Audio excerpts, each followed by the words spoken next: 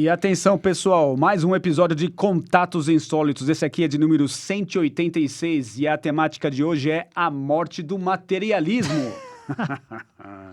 Boa noite, Newton César. Boa noite, Márcio Roberto. Vamos lá, esse título vem da onde? Bom, mais uma vez, né, tentando aqui puxar alguma temática de algum lugar. Aí, eu confesso a você que eu estava lá assistindo, não, e dessa vez você vai ficar surpreso, porque não é nenhuma entrevista do Bernardo Kastrup, mas de um neurocientista aqui, espanhol.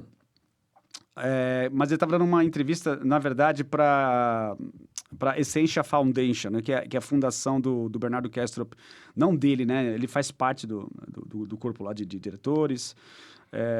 E o nome desse neurocientista é Alex Gomes Marin.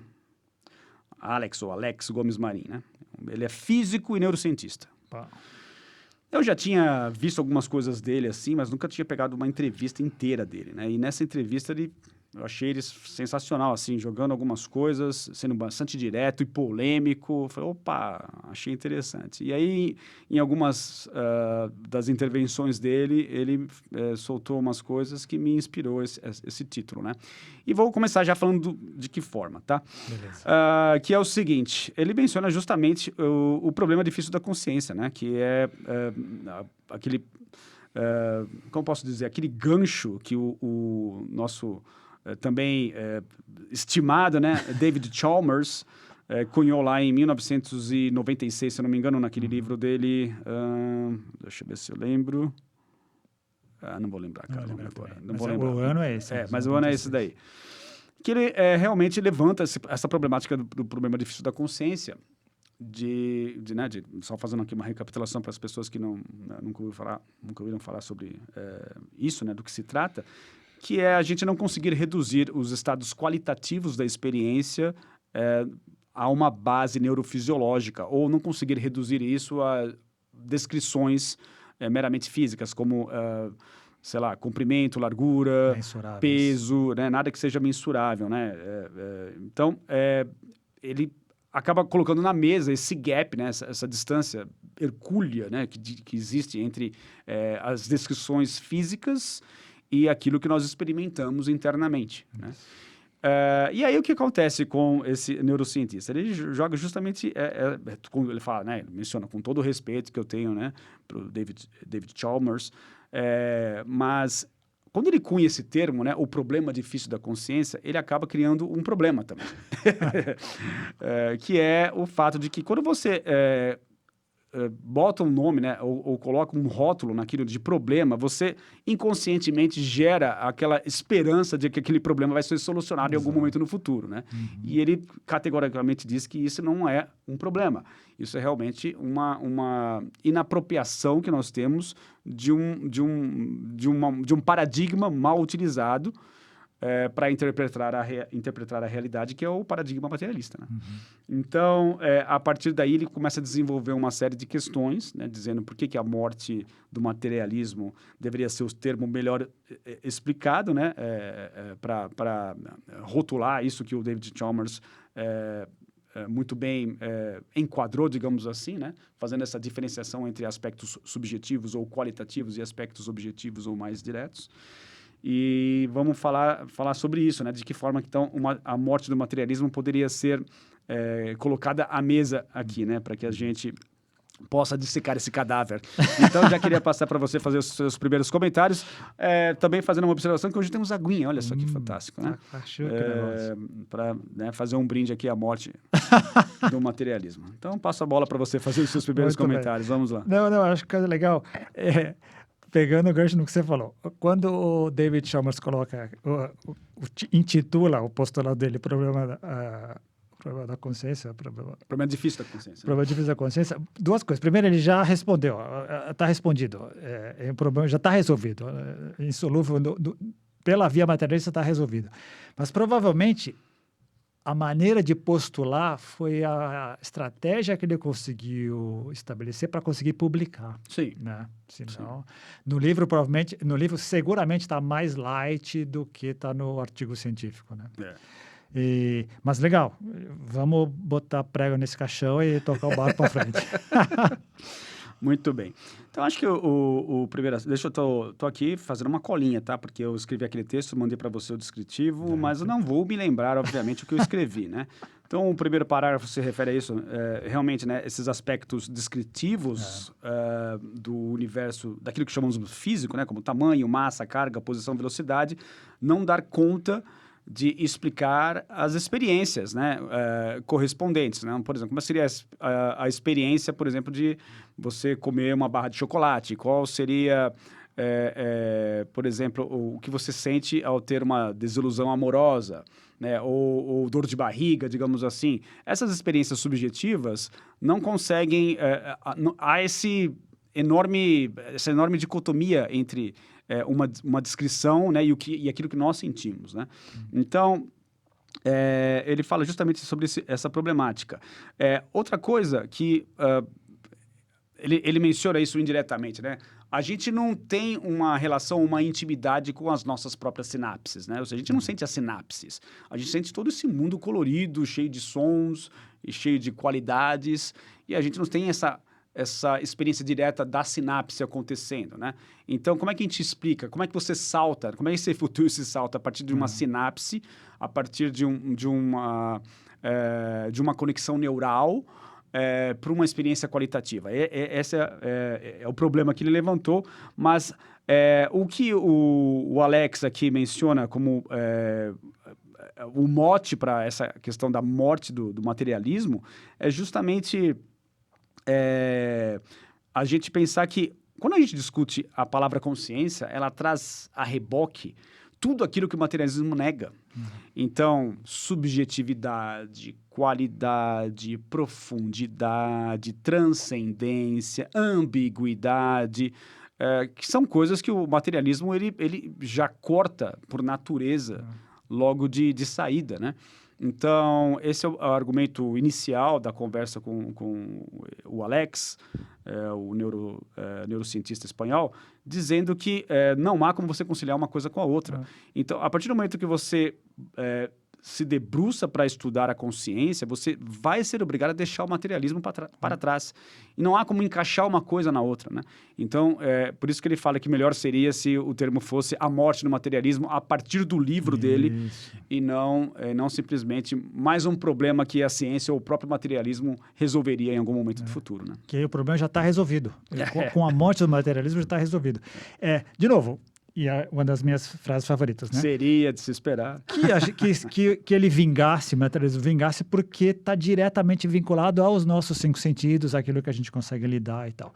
E quando você lembra muito bem de que o materialismo estabelece esse limite entre o objetivo e o subjetivo, tá claro, ele não vai entrar numa outra seara e ele se contenta, por exemplo, pegando nos 2 exemplos que você falou, no gosto do chocolate.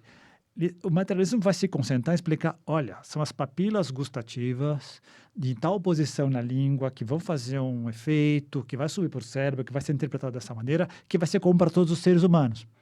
Sim, se não houver, vai se contentar com essa parte externa.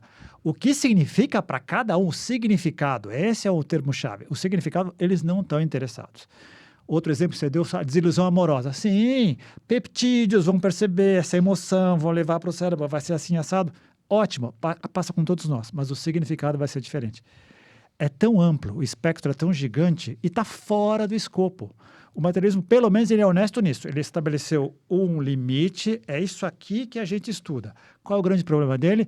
É só isso aqui que interessa. É só isso aqui que existe. Mas é esse o outro ponto que o Alex ele coloca também nesse debate, dizendo que justamente se fosse só essa problemática, mas ele como neurocientista, ele enfrenta problemas relacionados não só à delimitação, como a pressão que existe, principalmente no meio científico, né? Ou aquilo que ele chama de cientificismo, né? Que é essa ideia de que apenas a ciência é capaz de explicar ou validar aquilo que existe, mas nenhuma outra forma é legítima. Exato. De que ele encontra, muitas vezes, com os seus próprios colegas, né, em termos de ridicularização, em termos de não aceitação de que isso seja possível, impedimentos, por exemplo, de verbas para estudos laboratoriais, etc, etc, né? Então, ele menciona que esse é um outro problema. Porque se fosse apenas uma limitação e eles ficassem apenas no território deles e não impedissem ou não fosse um entrave, eles que eu falo, estou generalizando, né? Mas, assim, existem certos segmentos dentro da ciência, principalmente dentro do cientificismo, de que, Richard Dawkins, né, tem muito essa postura, né, de combate, né, de ir à frente e tentar, ou aquilo que, né, em inglês chamam de debunkers, né, de você colocar essas pessoas em maus lençóis que alegam experiências insólitas ou, né, enfim, experiências de pico, etc. Mas, então, voltando nessa questão, né? Então, como isso traz a reboque, o estudo da consciência traz a reboque todas essas questões que estão fora do âmbito da ciência, e existe parte da ciência ou do cientificismo que é muito arredio e combate essas questões, ele menciona que existe realmente partes da sociedade vinculadas a isso, os tecnocratas, ou certas instituições que se valem de dinheiros, de grandes somas de dinheiro que são investidas nisso, de também barrar, prejudicar e impedir que outros tipos de estudos tão legítimos quanto sejam levados a cabo. Né? Então, por aí mesmo. A boa notícia é o cientificismo sempre existiu e continua forte. E não só a parte de investimentos e pesquisas, etc., mas eles têm... O grande trunfo que o cientificismo tem é o monopólio das publicações científicas. Existe isso, a gente chamou o cientificismo, a gente chama de ciência com C minúscula, a gente vem chamando isso assim como cientistas também. E eles são inúmeros e tem grandes expoentes ali, capitães como Dawkins e outros que estão ali e são difíceis e têm bons argumentos, são bem articulados e tal. A boa notícia é que o número de cientistas com C maiúsculo que incluem a consciência na equação e que expandem a área está crescendo. E se tem o Dawkins do lado, a gente tem Sheldrake do outro, uma turma grande que vem aí combatendo e luta, tem palestras do TED canceladas, tem livros boicotados, mas vingarão, com o tempo, cedo ou tarde vingarão. Mas nós estamos justamente na fase de transição. Até um tempo atrás, todo mundo que tentava incluir a consciência era colocado como religioso, volátil, sem pé no chão, ou o pior argumento que eles usam é pseudocientista. Usando pseudociência. Estamos na fase de transição em que tem muita evidência científica feita em laboratório que está mostrando que essas coisas que eram classificadas como pseudociência não são assim. E, se a gente viver tempo suficiente, a gente vai ver essa turma vingando e o estudo mais interessante, a experimentação de situações e plataformas conscienciais vão se expandir. Mas a gente está no meio delas ainda. O que a gente está fazendo aqui agora, muita gente já fez, muitos cientistas com C maiúsculo já fizeram, não estão nem mais se preocupando com esse tipo de coisa. Topam ficar sem investimento, topam ficar sem publicar, ou criam suas próprias revistas para poder publicar as suas ideias em outras esferas. Hoje elas são insignificantes, mas aos poucos vão pegar a importância de uma Science, de uma Lancet, etc. Demora um tempinho porque, como disse Max Planck, um dos pais da física quântica, a ciência evolui de funeral em funeral. Em outras palavras, você tem que esperar uma geração inteira morrer para que a nova ideia consiga vir, suplantá-la e assim por diante. Né? Então, mais uma razão para a gente realmente exaltar a morte do materialismo, né? Já que você está falando, né, estamos falando de morte aí. Bom, super interessante, concordo demais. Mas achava legal a gente fazer... Deixa eu fazer aqui, só para não esquecer, tá? Porque eu não tenho essa mania que você tem de anotar as coisas. Então, eu tenho que falar, senão eu acabo esquecendo. Então, registre aí, por favor, que é o seguinte. A questão do estudo em laboratório, né? Para validar todo quanto é tipo de fenômeno insólito e o qual isso é, digamos, até infantil, né? Tentar colocar as coisas dentro do laboratório e achar que vai ter o mesmo efeito. Esse é o primeiro ponto.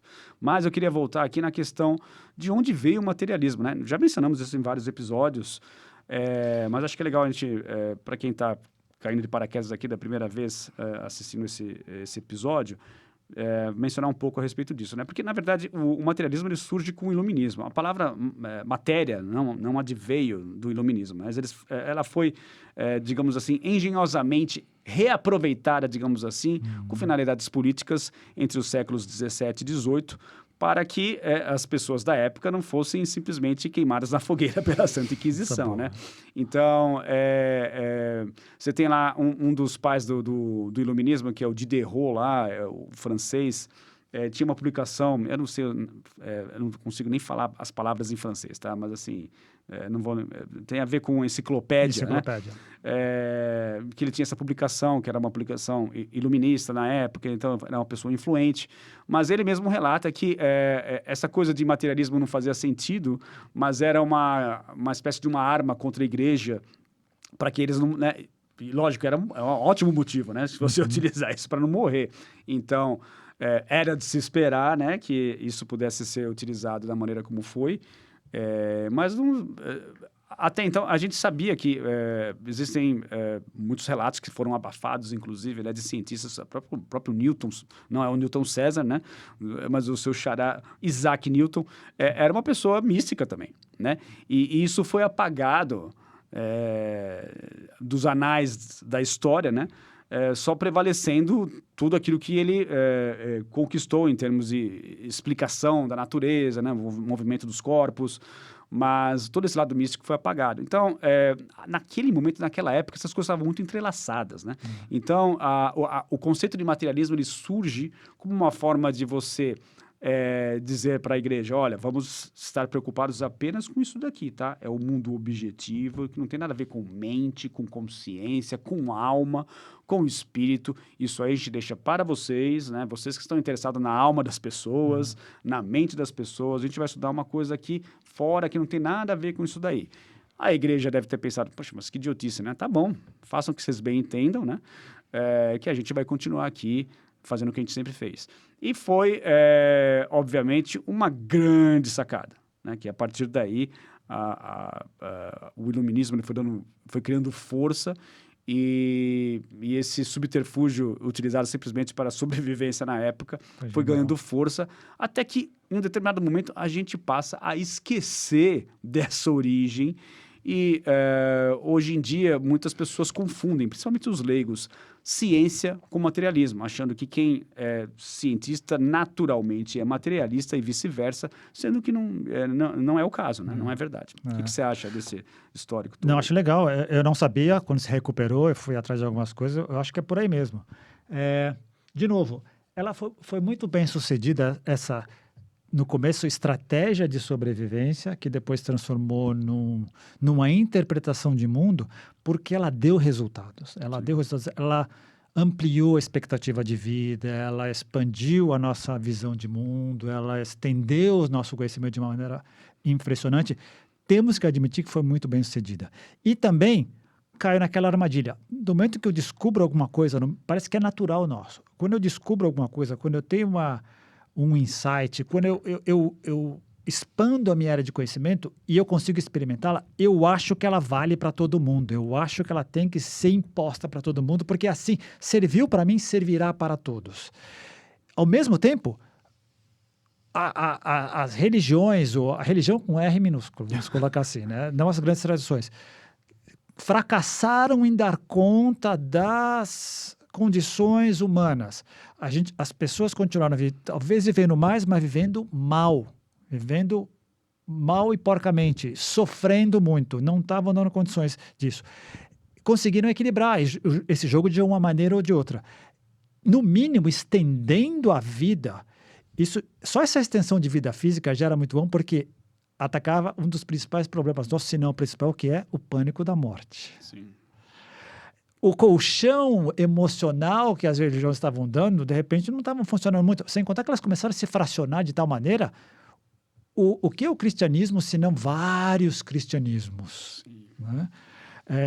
A figura de Jesus foi uma só, mas qual delas é a genuína? Né?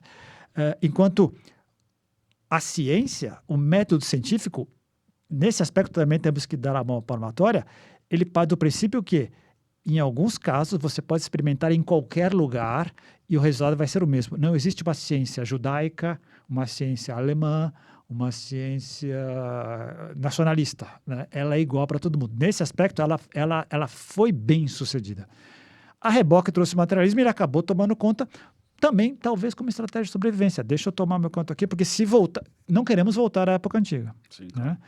O problema é esse exagero de novo, a gente também lida muito mal com as polaridades, a gente, seres humanos. A gente acaba caindo na armadilha da polarização.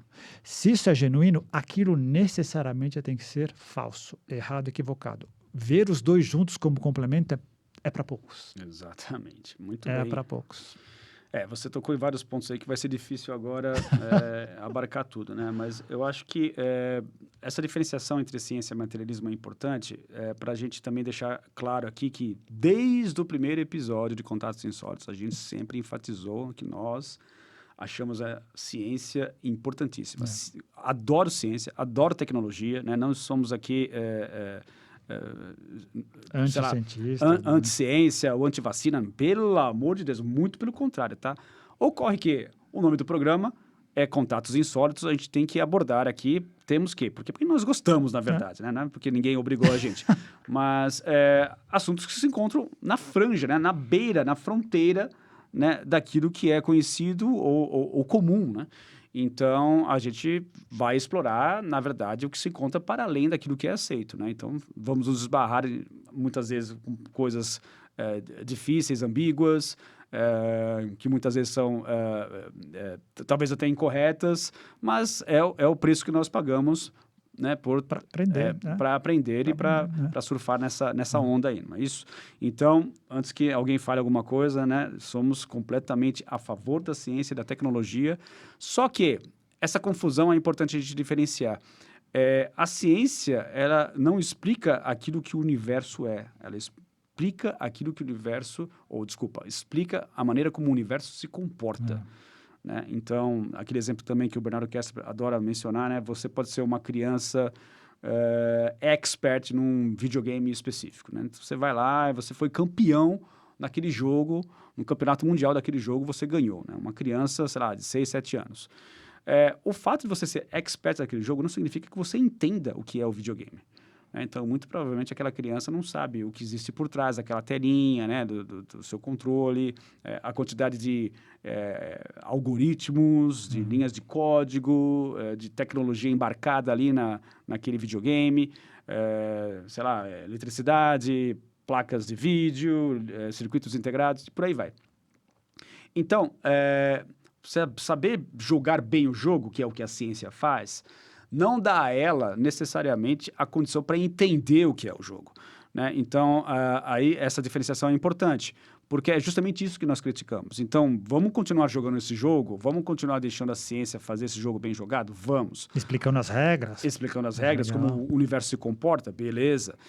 Mas a parte mais filosófica, ou o significado por trás disso tudo, aí deixa para a filosofia, aí deixa para as religiões, deixa para que a experiência dê conta de tentar trazer isso à mesa, né? Então, tanto uma coisa quanto outra são muito importantes, né? Mas é bom diferenciar porque há muita confusão no meio do caminho.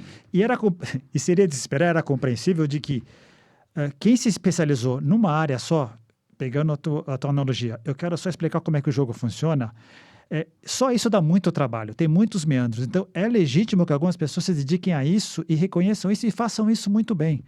Mas não se atrevam a dizer que aqueles que ousam a pensar, peraí, como é que esse jogo foi bolado, o que está por trás disso, querer desacreditar ou querer não achar tão legítimo quanto. Esse é o problema.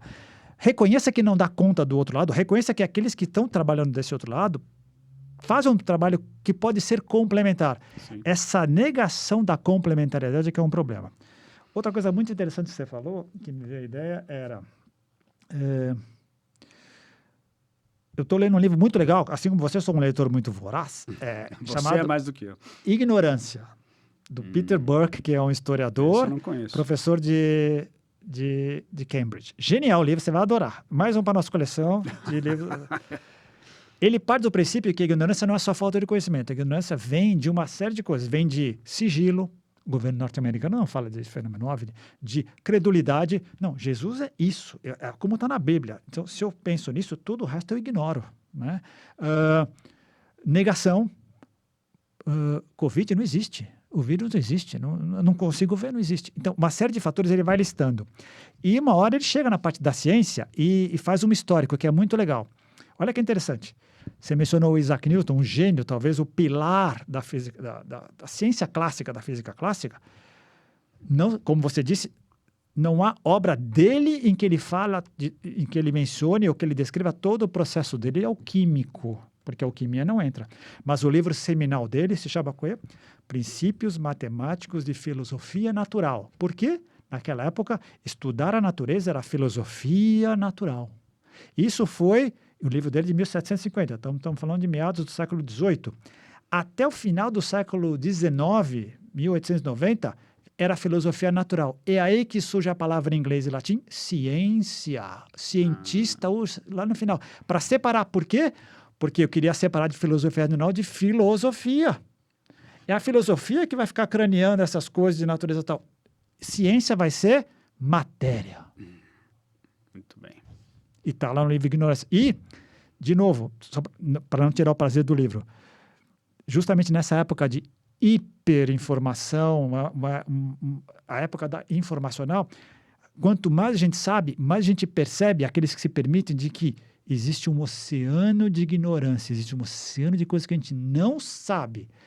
E reconhecer isso é uma humildade que para pessoas como nós, nos impulsionaria para frente. Mas muitas pessoas, e talvez os materialistas estejam incluídos nisso, traz um pavor enorme, porque expandir esse escopo do que eu estou fazendo aqui, que já é complicado. Todas essas equações que eu já tenho aqui, para lidar com isso, se eu expandir isso, eu vou me perder. E nos perder, uma coisa que a gente estava falando antes de entrar no ar, se perder, se sentir inseguro, ter dúvidas, é uma coisa que muita gente não admite. Ah, sim. Isso é fundamental. Só isso aí já dá um episódio, né? Falar sobre a questão da dúvida, da certeza, é importantíssimo isso. E no materialismo eles não admitem a dúvida. E o subjetivismo que é viver com dúvida, porque é encarar a possibilidade de que esse mundo que eu acho que é igual para mim e para você, não é. Esse mundo que eu vejo é uma interpretação minha. Exato. Muito bom, muito bom. Para a gente questionar também, inclusive, aquilo que nós denominamos de realidade. Né? Bom, fantástico, mas vamos lá. Vamos tentar voltar àquele ponto que era a questão dos laboratórios. Né? Em que pese aqui alguns experimentos bem-sucedidos, daqueles que conhecemos, porque acho que deve acontecer muita coisa que não chega até nós, como, por exemplo, aquele Monroe Institute, Robert Monroe. Do Robert Monroe, que existe desde os anos 60, com esse objetivo, né, de estudar o insólito, aquilo, né, alegações de paranormalidade ou a saída do corpo em sonhos, né, viagens astrais e coisas do tipo, em que pese... Cientificamente, exato, cientificamente. Se debruçou e investiu muito dinheiro nisso, né, e existe até hoje o Instituto. Em que pese aqui o quão bem-sucedidos são realizações como essa que você mencionou, a parte, por exemplo, dessa pressão que existe, principalmente em relação a dinheiro, né, de investimentos nesse campo, esse parênteses é importante. O quão também, às vezes, é infantil a gente querer tirar toda uma ambientação e toda uma subjetividade que faz parte do fenômeno, né? E cada vez mais a gente também tem discutido nos nossos episódios a importância da interligação entre todas as coisas, você querer isolar, porque é natural da ciência você fazer isso, querer isolar um evento, isolar um fenômeno e esperar que dentro daquele laboratório, com condições completamente artificiais, completamente isento de contato com o restante da natureza, o evento vai ser repetido, né? Então, a ciência por si só, ela já parte desse princípio de que para compreender alguma coisa, eu vou fatiar isso daqui. E vou, nessa fatia, nesse evento em particular, eu vou tentar entender como é que ele funciona. Só que cada vez mais a gente percebe que um evento, por si só, isoladamente, ele não vai... Ele pode até funcionar até certo ponto, mas ele não vai conter todos os elementos necessários para que aquele evento que foi experimentado na natureza, em natura, digamos assim, num ambiente não controlável, digamos, poderia dar em termos de qualidade, né? E aí os experimentos acabam ficando desacreditados, porque não produzem o mesmo efeito que, por exemplo, né, num meio ambiente natural, aquilo poderia resultar, né? É muito legal o que você falou, e aí vamos abrir um leque aí, pelo menos para duas áreas. Primeiro, quando a física quântica entra na jogada e traz o papel e a importância do observador, coloca em xeque uma série de coisas que os materialistas da ciência macro colocou para escanteio, diz que não, o observador não altera os experimentos que eu estou fazendo aqui. Sim, dependendo do grau de medição que você esteja fazendo.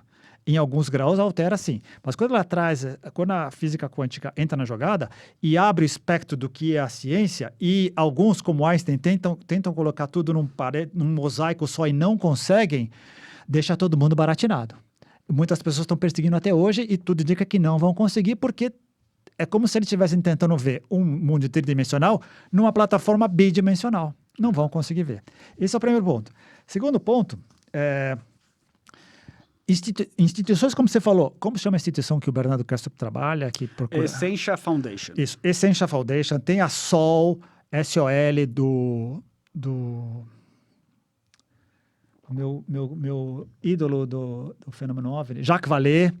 Tem o Instituto de Ciências Noéticas do Edgar Mitchell, astronauta, físico, piloto, volta da Lua, tem uma epifania, 50 anos. Então tem muita gente fazendo experimentos e jogando. O Overview Effect, né? Ele foi, na verdade... Exato, ele foi o primeiro que teve isso, né? Que voltou mudou. Diferente. Então tem muita gente fazendo isso hoje.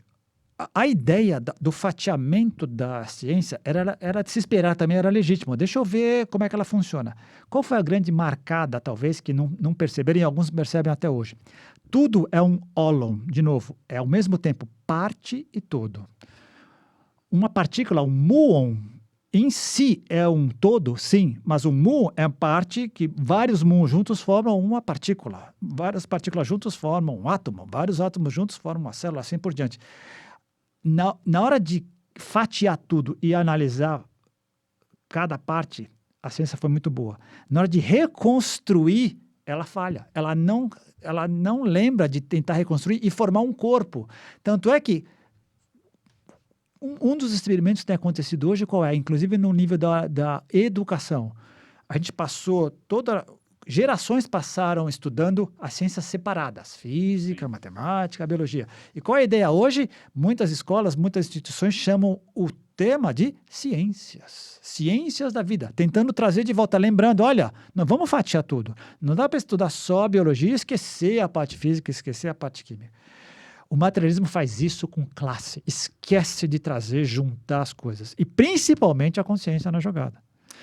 É muito interessante, cara, porque agora você falando assim, não estava no script isso, me bateu aqui um insight, cara, que é o seguinte, dentro do universo da terapia, né, é muito comum, vamos falar inclusive do Jung aqui, né, o processo de individuação, por exemplo, onde você precisa reconhecer as partes que fazem parte de você e até então você negava, para que você consiga ter uma ideia do todo, a individuação, construir um indivíduo a partir dos cacos, dos fragmentos que até então você não aceitava como sendo seus, né?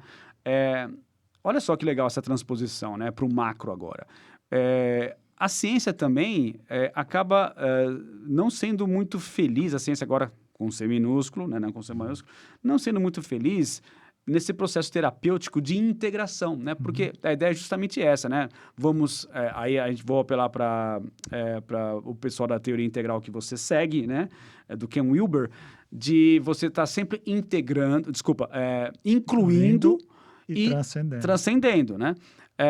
E como é problemático isso, né? E é justamente talvez o mote do nosso podcast, que é justamente essa ideia de vamos tentar incluir e transcender, né? Porque não vai ser excluindo as coisas que a gente vai conseguir chegar em algum lugar, né? E que a gente estava até discutindo um pouquinho antes de gravar aqui, da ideia também que também pode ser que surja um episódio a partir daí, vamos ver se eu consigo elaborar alguma coisa e passar para você, da ideia do aconteceu ou não aconteceu, existe ou não existe. Essa polaridade, né? Essa dicotomia que existe muito forte, talvez haja porções intermediárias que a gente não considera, porque a gente parte de premissas que são típicas da nossa civilização ocidental, materialista, né, ou algo é ou não é, não existe um meio termo. Né? Muito bem colocado. E expandindo o que você falou, vamos ser condescendentes com essas pessoas. Legal. Eu estou analisando um mundo que eu consigo mensurar, e ele é real, e ele é válido para todos nós. Se eu fizer esse experimento aqui, ele vai dar esse resultado. Se eu fizer em Moscou, vai dar esse resultado. Isso é válido, alguns deles são assim. Se eu expandir um pouco ali, vai ficar complicado, eu não vou olhar. E você está me dizendo que tem uma consciência em mim que é igual à sua? Não, você não pode afirmar isso, porque você não sabe o que está acontecendo aí. Mas eu posso sim afirmar que tem alguma coisa acontecendo aí. E a gente pode junto tentar construir uma coisa que talvez não seja tão experienciável ou mensurável como a gente quer. Vamos criar outras ferramentas. Um exemplo que o pessoal da teoria integral usa, que eu acho muito bacana, e o pessoal das grandes tradições também usam, para adquirir conhecimento, você tem pelo menos 3 etapas, né? Primeiro, uma injunção, uma ordem. Exemplo, está chovendo agora? A gente não sabe. Como é que a gente pode saber? Vá lá fora e olhe. Então, isso é a injunção. Segunda, a prática, o exercício. Então, levanta e vai lá fora. Então, siga as instruções. Vá lá fora, sim ou não. Terceiro, confira com uma elite, um grupo de pessoas que reconhece isso. Todo mundo reconhece que isso aqui é chuva, então está chovendo. A ciência vai falar, bárbaro, para isso aqui vale, eu reconheço. Mas e para a parte espiritual, para a parte que existe? Algumas pessoas dizem, também é possível confiar. Medite durante 10 anos e depois me diga o que aconteceu. Mas como é que eu vou confirmar isso? Tem um grupo de pessoas que vivenciaram essa experiência, que são não capazes de ouvir você e te dar a chancela. Sim, o que você passou combate com o que a gente também viveu. É um pouquinho expandido esse processo de confirmação, mas é um tipo de confirmação também. Não, o problema dos materialistas é que eles não aceitam isso, porque estão bitolados, vou usar um termo que a gente adora, estão presos no seu cativeiro. Faz tempo que a gente não fala do cativeiro, né? Muito bom. O cativeiro deles é muito forte, é muito forte. E aí você me faz também pensar uma outra coisa, que é o seguinte, a importância da experiência, né? O retorno, a recuperação do aspecto da experiência dos mais velhos, né? Dos sábios, né? Aquele perfil icônico, né? Do sábio, que é a pessoa mais velha da tribo, que vai orientar, né? Que vai dar um norte para os jovens perdidos.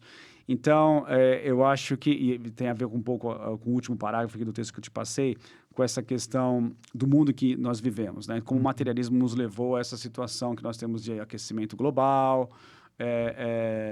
de guerras, né? De transhumanismo, né? Que também é uma crítica que o próprio Alex, né? O neurocientista espanhol, menciona, né? Ele vê com muito maus olhos o transhumanismo, porque o que ele fala, na verdade, né? Que tem a ver com o coroamento do materialismo, ou seja, eu crio um universo objetivo aqui, que são máquinas, computadores, esse universo objetivo vai, de alguma forma mágica, criar consciência, e é como se praticamente estivéssemos criando Deus, porque a partir do momento da singularidade, essas máquinas elas vão criar a si próprias, vão suplantar toda a inteligência humana possível e vão nos eliminar em algum momento do futuro, né? Ou aquela ideia bizarra de você, por exemplo, pegar e gravar as recordações, as memórias das pessoas e colocar dentro do computador, né? Ou através da engenharia genética você reconstruir a sua pessoa amada, digamos assim, e lá no futuro você conseguir voltar a fazer amor com essa pessoa. Então, assim, é algo que ele menciona do tipo, é um show de horror, na verdade, né? E não uma perspectiva de futuro, onde toda a humanidade, né? E toda a subjetividade que nós estamos falando ao longo do caminho é extirpado em nome dessa objetividade máxima, né? Então, você coloca no altar dessa religião, digamos assim, porque tem muitos aspectos de religião na ideia de singularidade, né? Tem crença. Na ciência também, muita crença, né? Muito dogma. Interessante isso. E só, você me fez lembrar, sabe o quê? Desse show de horrores.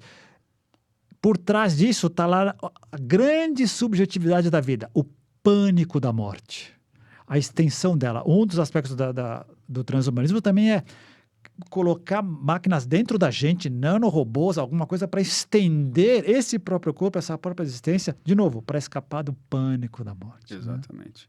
Né? E quão maluco é isso, né? Porque a consciência em nenhum momento é mencionado como um fator primordial ou que antecede a matéria. E muito pelo contrário, né? A consciência é colocada para escanteio, vai brotar de alguma forma mágica a partir de mecanismos muito complexos ou de sistemas informacionais que de alguma forma vão gerar a consciência. E a partir daí, de um processo completamente material, essa consciência vai dar conta de ser o novo santo graal da existência humana. Então é muito maluco, né, cara? Lógico que, de repente, podem advir grandes avanços, como sempre aconteceu, né, dentro da ciência, que até então não eram esperados, e esse é um risco que nós corremos também, de muitas vezes coisas como, por exemplo, inteligência artificial, que falamos no episódio anterior, né? Enfim, não só no anterior, né, mas em vários episódios vem falando sobre isso, de trazer alguns efeitos colaterais não muito legais, mas de qualquer maneira é um risco que vale a pena ser corrido. Né? E também reforça a importância e a prevalência da consciência. Se fôssemos absolutamente racionais e se a coisa funcionasse como um relógio, esses problemas seriam evitáveis. Por sermos diferentes, não só por interpretarmos diferentes e agirmos diferentes, porque pensamos diferentes, interpretamos diferentes e vemos mundos diferentes, realidades diferentes, é que há margem para isso, para brincar de Deus e brincar de demônio, ser Deus, ser demônio. Lidar bem com a natureza, sendo ela, reconhecendo que somos parte dela e lidando com ela de uma maneira harmônica e, ao mesmo tempo, destruindo-a de uma maneira insana. Ninguém toca fogo na sua própria casa. Ninguém minimamente coerente e racional toca fogo na própria casa. Exato. A gente consegue fazer isso. Exato. E toda essa questão do consumismo, né? A destruição em massa, né? Muito voltado para esse universo objetivo externo, né? Sendo que o que está provocando essa extinção em massa, o que está provocando todo esse caos, são fundamentalmente questões internas, são pessoas... aliás, voltando a falar sobre os cientistas, né? Também é uma coisa que a gente poderia abordar.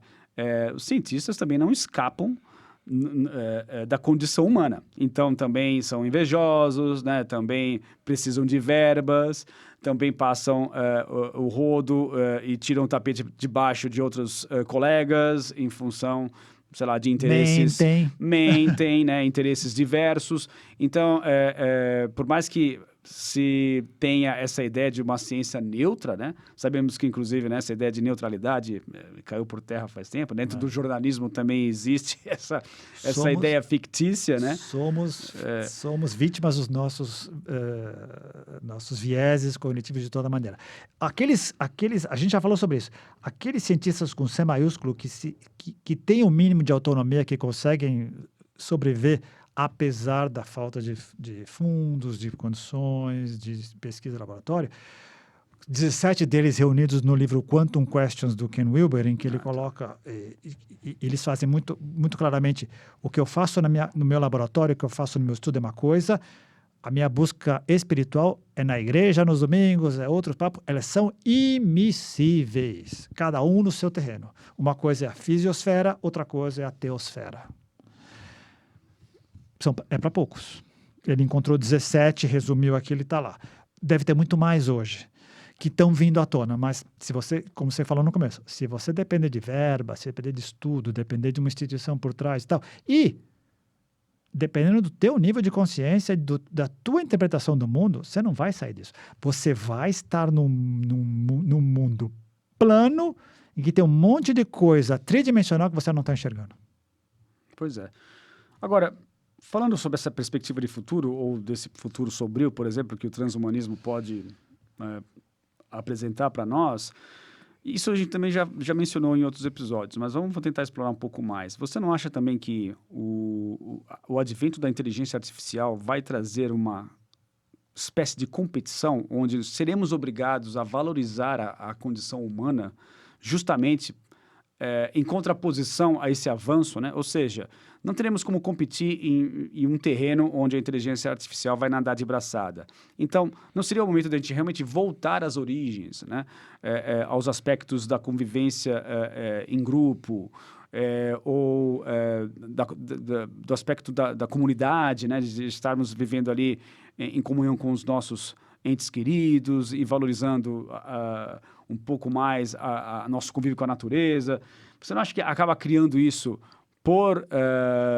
justamente por competição mesmo, né? Ou seja, já que está tudo muito voltado para a informação, para a computação, para a inteligência artificial, eu vou querer sair no parque, eu preciso agora da natureza, eu preciso me conectar com as ervas, com a ayahuasca, seja lá o que for, para recuperar esse lado subjetivo que, com tanta objetividade em escala, sei lá, absurda aí fora, rodando, né, e além da nossa capacidade de acompanhamento, que o humanismo volte a ficar mais forte? Você colocou muito bem. Seria, futuro do pretérito, seria. Mas, realisticamente, 8 bilhões de pessoas não vai dar. Por quê? O que é o mote que nos leva, como sociedades em geral, e como grande sociedade humana em particular, a ir para frente, a buscar tecnologia, a fazer mais coisas? Vou tentar resumir aqui. Viver melhor. Né? Estamos vivendo melhor? Por incrível que pareça, não. Falamos sobre isso. Criamos tecnologia, criamos celulares, criamos uma série de coisas com a ideia de que sobrará mais tempo para podermos desfrutar. Você até mencionou uma das ideias do Bernardo Castro, porque seria essa. A gente vai poder voltar a tentar nos trazer a atenção para nós mesmos para poder expandir algumas coisas que a gente tem negado. Sim, na teoria sim, mas eu acho que a inteligência artificial, e usando o termo que você colocou, vai nos gerar outro tipo de concorrência. Nós continuaremos concorrendo com nós mesmos, com as máquinas. Poucos serão aqueles, talvez não poucos, talvez milhões, mas comparado com os bilhões, poucos. Serão aqueles que vão conseguir se adaptar a essa nova realidade e vão poder enxergar que sim, há um aspecto transcendente mais importante. Dá para usar essa ferramenta como uma ferramenta para que eu melhore a minha vida dos demais, sim. A rigor, sempre aconteceu, né? Aquele agricultor que teve que substituir o cavalo dele, a charrete, por um carro, alguns deles mataram os cavalos. Outros usaram os cavalos para outras coisas. Eu acho que vai ter sempre essa diversidade de possibilidades de que acontecer, de atuação. Apesar de eu ser muito otimista, ainda enxergando o mundo como uma grande massa em que 60% das pessoas do mundo inteiro ainda está muito egocentricamente ou etnocentricamente tentando sobreviver, não estão enxergando essa possibilidade de que a gente enxerga, de poder, por exemplo, fazer um programa desse, ou das pessoas que estão assistindo a gente aqui, para conseguir entender o que a gente está falando, nem tanto entender, para ter interesse nisso, ela tem que ter transcendido algumas coisas. E a inteligência artificial, pelo lado dos que olham com um óculos cor-de-rosa, ela vai nos fazer todos terem todo o tempo do mundo e resolver todos os nossos problemas. A realidade tem mostrado que essas perspectivas cor-de-rosa não se concretizam. Pior, aumentam o fosso entre os grandes poderosos e aqueles que não têm. E os conflitos, as dificuldades e as polarizações tendem a ficar mais complicadas, infelizmente. Pessoas como eu e você, pessoas como estão ouvindo a gente aqui, que tem esse tempo, vai poder nadar de braçada e fazer um monte de coisas, explorando, ganhando tempo. Mas é muito fácil cair na armadilha de pegar mais tarefas, de novo, com a ideia de viver melhor. Isso é uma coisa muito enganosa para a gente, né? Para que ganhar dinheiro? Para viver melhor. Mas para que mais dinheiro? O que você faz se você já tem 1 milhão, para que você quer 1 milhão a mais? Mas aí também a gente entra numa outra seara que o materialismo também acho que acaba ajudando a piorar, que é essa ideia do crescer exponencialmente. Ad infinitum. Isso. né? Que é um paradigma bem complicado, né? Dá para fazer isso? Não dá, Não dá. né? Então vai ter consequências, né? Então é preciso realmente alterar esse paradigma. Quando é que eu freio? Quem é que exato. põe o freio? Quando que é o suficiente? Quem é que tem a capacidade de dizer aqui é suficiente, aqui não é mais? Também, de novo, é muito individual, é muito subjetivo, é muito consciencial. Isso, e até foi uma conversa que tivemos nos bastidores, né, a respeito de um possível outro episódio falando sobre as semelhanças entre os seres humanos e o câncer, né? Essa ideia do crescer exponencialmente também, né? Até que ponto a gente não pode fazer uma transposição, né? Uma metáfora, obviamente, né? Da forma como, uma das formas possíveis de a gente enxergar a realidade de que esse crescimento tende ao infinito e o próprio crescimento do corpo, né? O que não seria uma percepção saudável, digamos assim, de um equilíbrio ou de um corpo em homeostase ou saudável, digamos assim, que é justamente essa percepção de limite, né? Não, eu tenho que crescer só até aqui, agora daqui para frente é o espaço para um outro órgão, ou seja, se eu crescer demais, eu vou prejudicar o órgão como um todo, então agora chegou a hora de parar, para dar chance para que haja movimentação dentro do corpo em uma infinidade de situações químicas, físicas que ocorrem, e em contraposição a esse crescimento exacerbado do ser humano, né? Então, assim, acho que é legal, dá até uma temática boa aí de um episódio legal de Contatos Insólitos, fazendo essas comparações entre o câncer e a nossa, infelizmente, a nossa história na superfície desse planeta. E um gancho com o materialismo, a parte da medicina, a grande especialização médica acabou nos levando a um cara que você vai vir com o problema do olho, ele vai só olhar o olho, mas talvez o problema seja outro, de raiz psicológica, de raiz hormonal, ele não vai ser capaz de enxergar. Aqueles médicos generalistas que dão uma olhada em tudo, que veem o todo, a parte e o todo, estão acabando. Está tendo agora um movimento de renovação, de reviver esse tipo de coisa, porque a própria homeostase do corpo, a ideia do equilíbrio, é outra coisa também que muitos de nós acabam esquecendo de que a gente acha que o nosso objetivo maior é estar em equilíbrio. Isto é, livre de problemas, livre de coisas que nos tirem da zona de conforto. O problema é que sempre que isso acontece, no segundo seguinte, isso se desmancha. Por quê? Porque tudo é dinâmico o tempo inteiro. E assim que a vida assim que a evolução é, desde sempre. A ilusão de que quando eu casar eu vou ser feliz. Quando eu tiver 2 milhões de reais eu vou ser feliz. Quando meu filho estiver formado eu vou ser feliz. Essa é a ideia da projeção. Isso é bem materialismo também. Quando eu resolver essa equação, está tudo resolvido. Não está tudo resolvido. E talvez nunca virá estar resolvido. Assim como não existe o crescimento ad infinito, mas tudo indica que a ignorância ad infinitum, sim. Cognitivamente, tudo indica que nunca seremos capazes de entender o todo e tudo. E, para pessoas como nós, está tudo bem. Mas para essas pessoas que são materialistas, não. Não. E talvez a pior coisa, né, que você esteja falando aí a respeito... Bom, estamos mencionando isso, a questão da expansão infinita, né, cara? É muito paradoxal, né, cara? Porque me ocorre também a ideia da própria física quântica nos dizendo que, olha, no final das contas, fundamentalmente, estamos todos interligados, não existem objetos separados uns dos outros, né?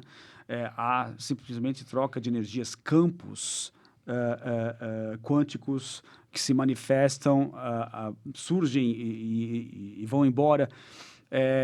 E o quão é importante a gente pensar que para que a gente consiga se desvencilhar, digamos, essa é a melhor palavra, né? Se desvencilhar do materialismo, a gente tem que abrir mão dessa ideia de separatividade, e aí a expansão, ela volta a acontecer, mas por outra via, que é a expansão da consciência.